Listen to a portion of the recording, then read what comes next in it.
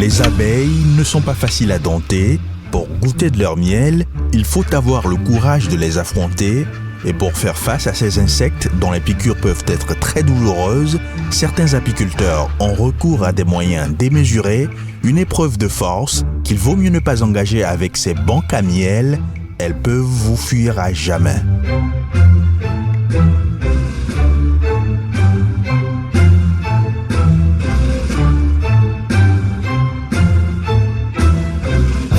Adjengré, localité paysanne au centre du Togo. Nous sommes en Afrique de l'Ouest.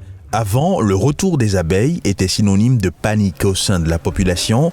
Aujourd'hui, fini la provocation et les affrontements, leur retour est négocié. Une meilleure cohabitation s'installe avec ces insectes qui s'avèrent être très utiles. C'est la façon même on pratiquait l'apiculture à Adjengré ici qui avait fait fuir les abeilles. On utilisait la paille.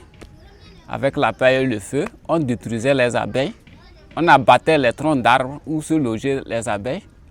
Cela a laissé que les abeilles ont fui du milieu. Mais aujourd'hui, nous pratiquons de nouvelles techniques apicoles avec l'appui de PASA. Et ces techniques apicoles favorisent le retour des abeilles.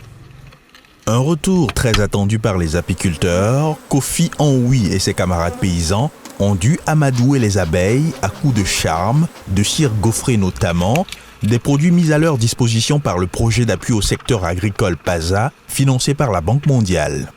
On s'organise en groupement. On acquiert facilement le matériel apicole moderne, les extracteurs, la cire gaufrée, le matériel logistique, les enfumoirs. Ça nous a facilité à ne pas tuer les abeilles et faire une récolte douce. De nouvelles techniques qui préservent l'environnement et boostent l'activité des apiculteurs. Maintenant, on a amélioré les récoltes. Elles sont plus propres que par le passé. Avant, un apiculteur ne pouvait pas faire 50 litres par an, mais aujourd'hui, un apiculteur peut faire 500 litres au-delà, en qualité et en quantité. Une production qui répond donc aux normes, et c'est exactement ce qu'attend l'ESOP Miel d'Adjengré. Cette entreprise de services et d'organisation des producteurs constitue un débouché sûr pour les apiculteurs, un contrat de confiance réciproque. Oui. Bonjour, comment ça va? Ça va bien. L'ESOP est un marché sûr pour les producteurs, donc nous formons les producteurs. Suite au départ, on signe un contrat de production et d'achat. Donc, ce qui fait que nous avons obligation d'acheter la production qu'ils auront faite à la fin pour revendre. Un partenariat gagnant-gagnant en quelque sorte. Il donne de la valeur marchande au labeur des apiculteurs. L'impact est réel, le quotidien s'améliore. Au lieu de vendre 1500, le prix a doublé. On a vendu le litre à 3000, un bidon à 115 000. On a reçu l'argent en espèces qui nous a permis de gérer nos difficultés. Cette plus-value du miel d'Adjengré incite de nombreux apiculteurs à développer leur production qui s'avère être beaucoup plus rentable. À comparer un bidon de 25 litres qui fait 75 000 par rapport au champ de maïs que je faisais 75 000 par an, je vois largement le profit.